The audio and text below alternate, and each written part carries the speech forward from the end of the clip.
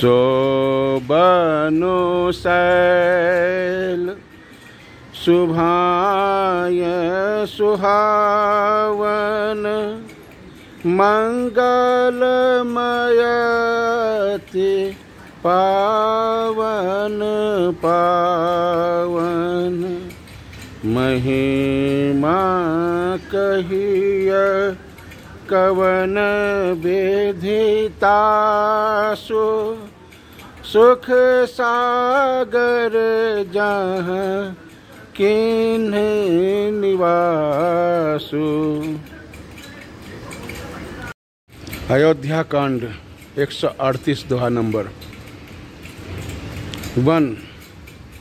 चित्रकूट के पक्षी पशु लता पता सबकी देवता भी सराहना करते हैं उनके भाग्य की, क्योंकि यही वो जगह है जहाँ भगवान श्री राम और लखन जानकी के साथ वन चल रहे हैं।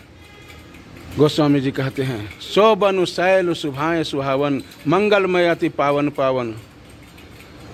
ऐसे जहाँ भगवान स्वयं सुख सागर भगवान श्री राम जहाँ निवास करते हैं, जहाँ से गुजरते हैं, तो नयनवंत जिसके आँखें हैं वो रघुवीर भगवान श्री राम को दर्शन करके और आनंदित होते हैं।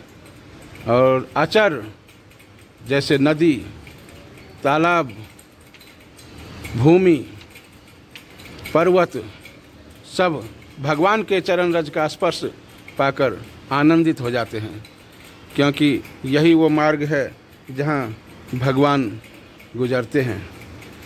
परसी चरण रज अचर सुखारी भय परम पद के अधिकारी, ये सब परम पद के अधिकारी हो जाते हैं। भगवान बैकुंठ को छोड़कर क्षीर सागर को छोड़कर अवध धाम को छोड़कर जहाँ निवास करने आए हैं, ऐसे चित्रकूट की महिमा का वर्णन कौन कर सकता है। गोस्वामी जी कहते हैं कि डाबर कहीं पोखरे का क्षुद्र कछुआ भी मंदराचल उठा सकता है, ऐसे वर्णन कौन कर सकता है। से वही लखन करम मन बानी जाय न सील सने हो बखानी। लक्ष्मण जी मन वचन और कर्म से श्री रामचंद्र जी की सेवा करते हैं, उनके सील और स्नेह का वर्णन नहीं किया जा सकता, क्योंकि जैसे कि अविवेकी पुरुष अपने शरीर की रक्षा करते हैं, ऐसे ही लक्ष्मण जी और जानकी जी भगवान श्री राम की सेवा करते हैं और उनकी रक्षा करते हैं। जब जब राम अवध सुधि करहीं तब तब बारी बिलोचन भरहीं। भगवान श्री राम जब जब ये अयोध्या की स्तुति करते हैं, अयोध्या की याद आता है, तो प्रिय भाई भरत की याद करके भगवान श्री राम उनके आँखों में उनके नेत्रों में अश्रुधारा उमड़ पड़ती है, क्योंकि भगवान श्री राम ने बैकुंठ के सामने भी अयोध्या का बखान किया है। यद्यपि सब बैकुंठ बखाना यद्यपि सब कोई बैकुंठ का बखान करते हैं, परंतु भगवान श्री राम कहते हैं कि अयोध्या के समान मुझे बैकुंठ भी प्रिय नहीं है। लेकिन आज वही अवध धाम के रहने वाले चित्रकूट में सबको सुख देते हैं। जब से चित्रकूट में भगवान श्री राम आए हैं, तब से वन मंगलदायक हो गए हैं। चित्रकूट रघुनंदनु छाये समाचार सुनि सुनि मुनि आए। श्री रघुनाथ जी चित्रकूट में आ बसे हैं। जब यह समाचार सुनकर बहुत सारे मुनि संत महात्मा आ गए। रघुकुल के चंद्रमा श्री रामचंद्र जी ने मुदित हुई मुनि मंडली को आते देखकर दंडवत प्रणाम किया।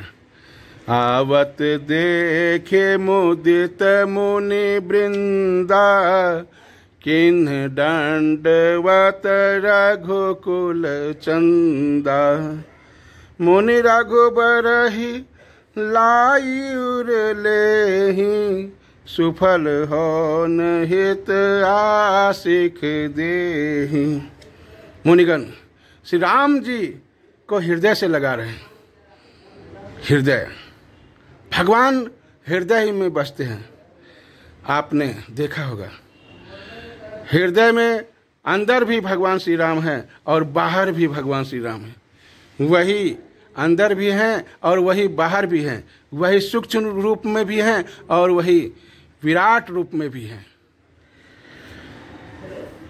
सफल होने के लिए आशीर्वाद देते हैं। सब मुनिगण भगवान श्री राम को आशीर्वाद दे रहे हैं। सिय सौमित्री राम छवि देखहि, साधन सफल। सिय सौमित्री भगवान श्री रामचंद्र जी और लक्ष्मण जी, सीता जी को देखते हैं और अपने सब सारे साधनों को सफल समझते हैं। मनुष्य की साधना का यही परम फल है। भगवान श्री रामचंद्र जी के चरणों में और सीता जी और लक्ष्मण जी के चरणों में प्रेम हो जाए, यही सारे साधनों का सफल माना जाता है। जथा जोग सम्मानि प्रभु, विदा किए मुनि वृंद। सबके सम्मान करके भगवान श्री रामचंद्र जी विदा करते हैं। जब वहाँ के कोल की रात भील वनवासी को यह पता चला कि भगवान आए हैं, तो सब दौड़कर श्री राम जी के दर्शनों के लिए आए। और जिनके पास जो भी था, कहावत है ना कि राजा के पास जाए तो कुछ लेकर जाए, जिनके पास जो भी था वो लेकर गए।